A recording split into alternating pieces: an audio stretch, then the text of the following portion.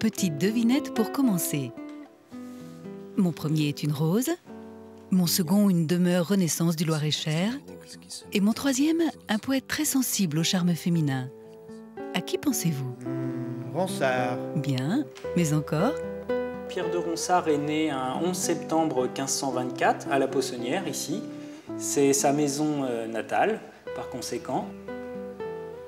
La cheminée ici correspond à une sorte d'emblème, de carte de visite de la maison et de la famille Pierre de Ronsard. C'est une cheminée extrêmement décorée.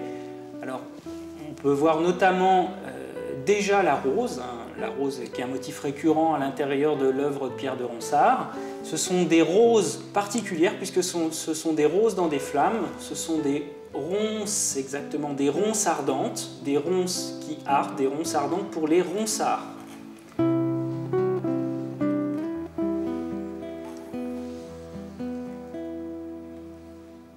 Nous sommes ici dans ce logis de la Poissonnière où Pierre de Ronsard a coulé les premières années de sa vie. Et donc c'est ici qu'il a eu son premier contact avec la nature. Il faut dire que le lieu est remarquablement placé puisque lorsque l'enfant Ronsard sortait par la porte nord du manoir, il pouvait voir se développer à ses pieds le terroir, toute la plaine de Couture en direction de la vallée du Loir. Bon, Ronsard, c'est un poète, amoureux du Vendômois, d'ailleurs il aimera s'intituler Gentilhomme Vendômois, et plus que cela encore, Ronsard était un jardinier. Il adorait semer, il adorait planter. Alors, ce sont des gestes de jardinier qui montrent que, en fait, Ronsard est plus créateur que récoltant. Alors ici, à l'époque de Pierre de Ronsard, il n'y avait pas de roseraie. Mais bien sûr, les roses, pour Pierre de Ronsard, c'était quelque chose d'extrêmement important. On retrouve ce thème dans son œuvre. Donc l'objectif a été de retracer l'histoire de la rose en mettant au fond les roses anciennes, je crois, Valérie. Tout à fait.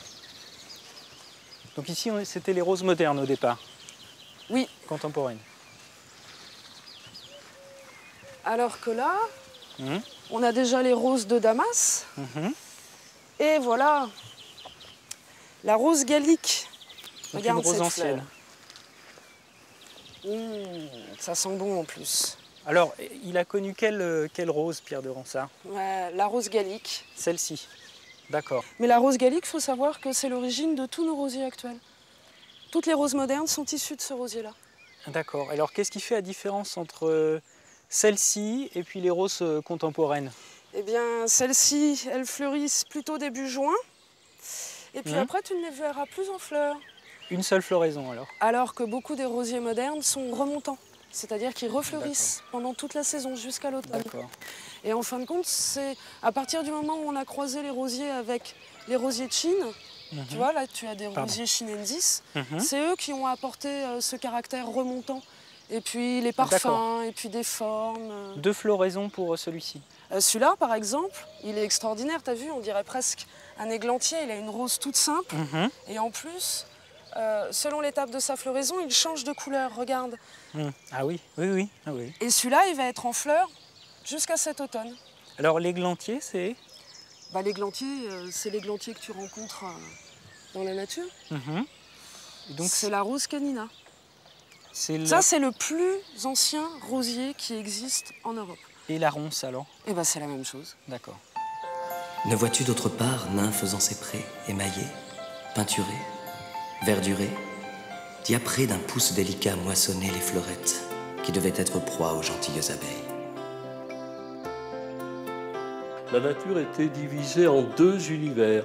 Un univers négatif, celui de la forêt, avec tous ses dangers, et un univers positif, celui du terroir, qui était maîtrisé par les hommes, la terre nourricière, la terre productive.